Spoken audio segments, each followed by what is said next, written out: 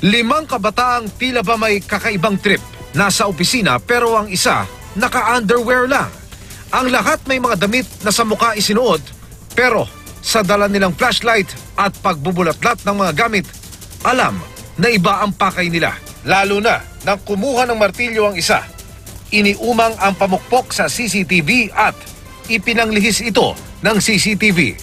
Hindi na nakuhanan ang mga sumunod na tagpo pero ang opisina nawalan ng pera.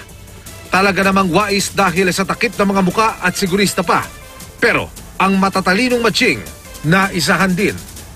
Ang mga hindi kasi nakontento sa pagnanakaw, minsan pang lumabag sa curfew kaya dinampot ng mga otoridad.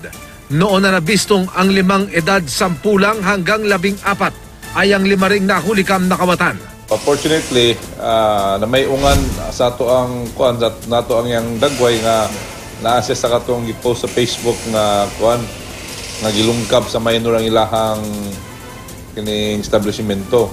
So pagpangutan nato saya iyang ipangtudlong yang mga kauban. Sa huli, wala nang nagawa ang mga menor de edad kundi mangumpisal. Umabot daw sa 200,000 pesos na pera ang kanilang natangay. At para saan? Dahil ba hirap sa buhay o para pambaon sa eskwela? Para paghati-hatian daw at ipambili ng VIP cards para sa online games. Ang 5, dinala sa DSWD para pangaralan at isailalim sa rehabilitation. Lalo't sila rin pala ang nasa likod ng ilang insidente ng pagnanakaw sa Panabo City, Davao del Norte nitong Nobyembre. Emil Sumangil, GMA News.